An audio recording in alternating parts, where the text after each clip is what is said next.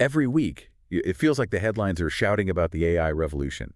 Superintelligence, infinite productivity, society completely transformed. And yet, for all that breathtaking potential, the reality of actually deploying AI in the world is messy. It's complicated, and honestly, it's often frustrating. Right. There's this massive, palpable gap between the promise and the process. And that tension, that chasm between the hype and what's actually happening on the ground. That's really the central theme of all the sources you provided. Okay. We're tracking exactly where that, $5 trillion investment is earning its keep and where it's running straight into walls. So what are the big friction points? Well, our deep dive today shows friction across 3 core areas. First, the sheer resource-intensive demands of the infrastructure. Second, the profound market skepticism and, frankly, regulatory chaos. And the third? And third, the polarized impact on the human workforce. I mean, are we truly being augmented, or are we just living with intense uncertainty? We're going to trace that entire path, starting with the engine driving this whole surge, massive investment, and the infrastructure arms race it funds. Okay, let's unpack this. And when you look at how companies that execute this well are using AI, the ROI it's staggering. These aren't just theoretical gains. These are specific, measured results in really niche use cases. They absolutely are. I mean, look at UK Power Networks. They deployed Microsoft Copilot to 1,000 employees and reported a staggering 480% return on investment. 480%. And maybe more surprising, they achieved a 96% adoption rate. It's essentially unheard of for a major enterprise software rollout. That adoption rate is the key. They succeeded because they focused on these narrow, high-value tasks, things like contract review or, intelligently prioritizing customer complaints. So they weren't trying to boil the ocean. Exactly. They weren't trying to automate the whole business. Similarly, IBM's internal Ask HR chatbot. It now handles 94% of staff queries. And that leads IBM to claim they've freed up millions of hours across their global workforce. Wait. Millions of hours. That's an almost unbelievable quantification. What are those people doing now, and what prevents every other company from just, replicating that 480% ROI? Well, part of it is finding that perfect niche use case, but the other part is the technology required to move beyond these simple chatbots into true automation. And that's what's fueling the infrastructure wars. It is. AWS, for instance, is making a massive enterprise push with its Nova 2 models. These are unified multimodal models, so they handle text, images, video, and speech all at once. And the specific application really matters here, right? Yes. Their Nova Act variant, it specifically targets automation, what people call agentic AI. This means the model can autonomously perform these complex multi-step tasks. That isn't reliable. It's already achieving 90% reliability on browser automation, and we're seeing real impact. Hertz, for example, accelerated their software delivery 5-fold using Nova Act. That's how agentic AI translates into real corporate speed and efficiency. That sounds like great news for the companies that can afford to run these massive, frontier models. But what about everyone else? This is where the disruption happens. The market isn't waiting for the hyperscalers, the massive cloud providers, to drop prices. We're seeing powerful open source models emerge that fundamentally change the economics of this. Like what? Take DeepSeek v3.2. This model, it actually rivals the performance of the closed giants like GPT-5, but it uses a novel sparse attention architecture. Sparse attention. Okay. For our listener trying to absorb that term, how should they think about that? Think of it like this. Traditional models process every single piece of data in a prompt equally. It's incredibly expensive and it's slow. Right. Sparse attention means the model intelligently focuses only on the most important data points. It just ignores the noise. The result is it's a massive 70% reduction in inference costs. So running the model constantly is just much, much cheaper. Exactly. Processing a huge 128,000 token prompt, think of a massive document, now costs about 70 cents per million tokens. This fundamentally shifts the bar. What was an insurmountable expense for a mid-sized company is now potentially cheap enough for constant use. So the technology is working, the models are getting cheaper, and productivity is spiking for those using them well. But this digital promise requires massive physical input. That's the harsh ground reality. The AI data center boom is forcing these incredibly difficult choices about physical resources, land, power, and water. These centers are vast, energy-hungry monoliths. And on the ground, we're seeing a classic construction boom. The rush to build these data centers is so intense that construction workers are seeing 25% to 30% pay increases. Wow. Yeah, some specialized roles are earning well over $200,000 annually. And why? Because there's a desperate shortage of nearly 440,000 skilled workers needed for this global build-out. And this high demand, it leads directly to a profound resource clash. We have one example in the UK that is, it's truly staggering. BP abandoned its major hydrogen project in Teesside because the land was selected for a massive AI data center instead. Hold on. A clean energy project was sacrificed to build a server farm that will consume huge amounts of power. That's a staggering real-world trade-off. It is. We're already choosing between massive digital growth and our long-term climate goals. And it's affecting people immediately.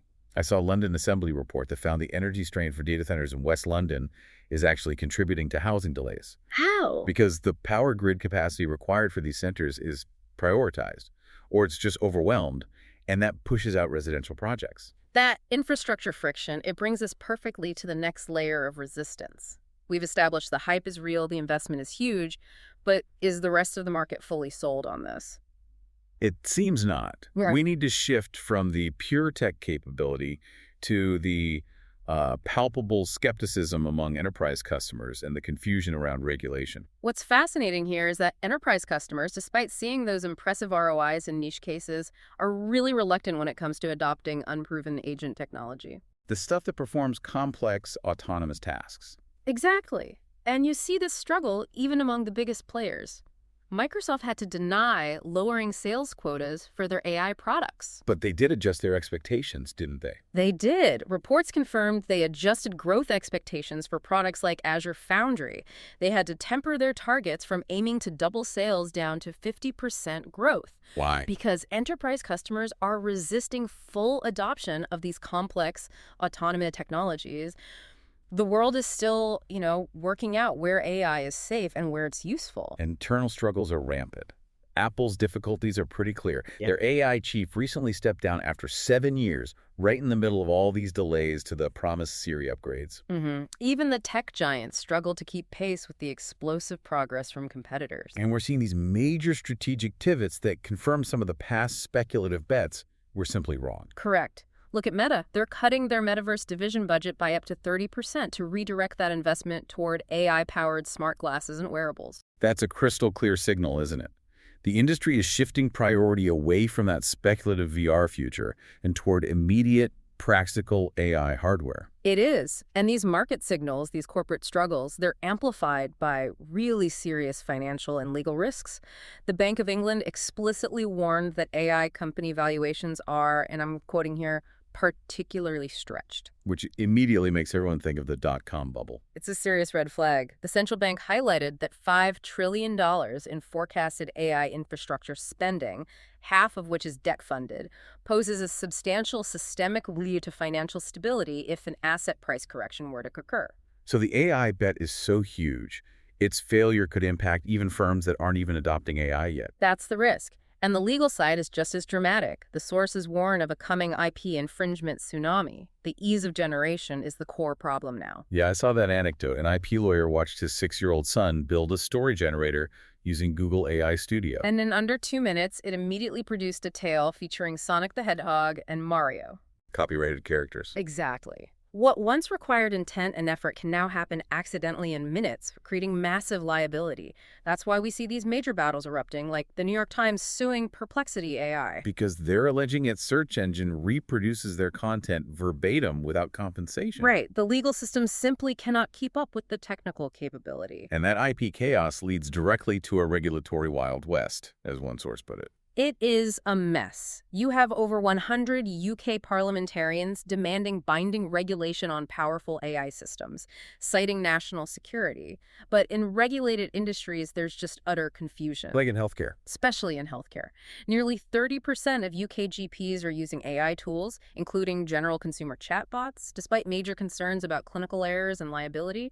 Some NHS boards ban AI, while others actively support it. So you have this massive gap between caution on one side and necessity on the other. That's the balancing act.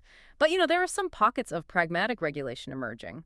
The Financial Conduct Authority, the FCA, is launching an AI live testing initiative with firms like NatWest and Santander. And what are they testing? They're testing AI for things like debt resolution in controlled live market conditions. So instead of blanket bans, they are trying to create these responsible pathways for adoption. That proactive approach, Yeah. it contrasts so sharply with the wider market's reluctance, and that reluctance filters down directly to the individual worker. So let's look at the human impact.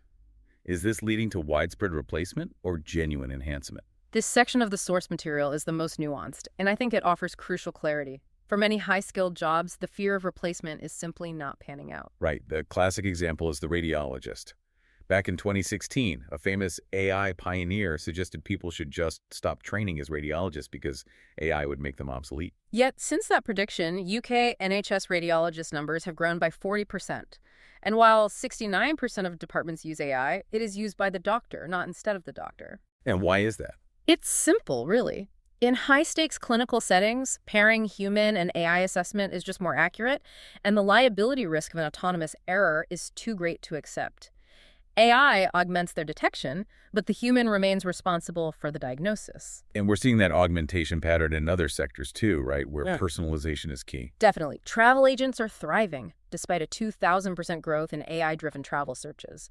The agents are using tools like Fora's price drop scanner or Embark Beyond's clienteling tool. So they use AI to handle the routine data. But then they deliver a superior, highly personalized service that a generic AI search just can't touch. So augmentation is possible and valuable, but corporations are forcing the issue, creating this widespread anxiety. They are. Accenture, for example, is rebranding its 800,000 staff as reinventors and explicitly warning that employees who cannot adapt to AI will face exit. And they've already laid off 11,000 workers as part of this. Right. And for creative and entry-level white-collar roles, the impact is severe. We have that example of an artist who stopped doing commissions because people can now just generate what they want for free instantly. And the copywriter who found that smaller jobs, like blogs and social media posts, are now, in her words, largely gone. She had to pivot entirely to just editing AI-generated copy. This really illustrates the immense trust deficit. Anthropic research shows that scientists, they universally want AI for high-level partnership, like hypothesis generation. But that's not what they're using it for. No. They confine the actual use to peripheral tasks, like debugging code. And why? Because they simply, and this is a quote, can't rely on it not hallucinating, or to put it bluntly, lying. When integrity is essential to the job, trust overrides technological capability. Every time. And that fundamental uncertainty is actually driving an unexpected career pivot among the young workforce. I found this fascinating. Tell us about that. Absolutely. Young UK workers are increasingly enrolling in skilled trades, plumbing, construction, engineering. Colleges are reporting nearly 10% growth in some of these programs. And the students are explicitly saying why. They are. They're explicitly stating they view hands-on work as AI-proof. They are choosing physical, high-demand, high-paid careers over potentially precarious white-collar entry points. What an incredible circular tension we've tracked. We started with construction workers getting paid $200,000 to build the AI infrastructure. And we end with young people deciding to become those same construction workers because the AI built inside those centers is disrupting their traditional career path. So if we connect this to the bigger picture. The sources show that the true deployment hurdle for AI isn't the technology's capability. We have models like DeepSeek v3.2 rivaling the frontier giants. The real challenge is systemic trust and the overwhelming physical infrastructure cost. So we have these hyper-advanced models and massive corporate investment, but widespread enterprise adoption is slow. It's being held back by resistance, regulatory anxiety, IP risk, and just a lack of reliable, non-hallucinating outputs. Right. The transformation is happening at the extremes. Rapid, measured productivity gains in these niche, well-managed rollouts, like UK power networks, while the rest of the market just waits nervously.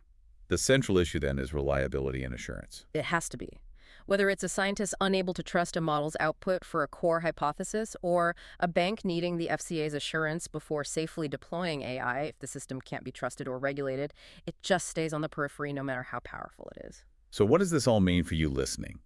The lesson here is that AI success isn't about some magical, flawless code arriving one day. It's about messy human strategy, about managing risk, navigating IP, and critically, having enough electricity and land to run the darn thing. And that infrastructure point leaves us with a truly provocative thought, rooted in that choice made back in Teesside. The UK government chose to build an AI data center over a major hydrogen project. A hard choice between immediate digital economic growth and long-term climate goal. Exactly. So consider this. If the sheer energy and resource demands of AI are already forcing governments to choose between new digital infrastructure and net zero goals today, what further unintended physical sacrifices will we have to make globally to support the virtual promise of superintelligence tomorrow? That's a massive choice, and one that highlights the very real physical consequences of this digital future. Thank you for joining us for this deep dive into the sources you provided. We hope this accelerated your knowledge journey. We'll see you next time.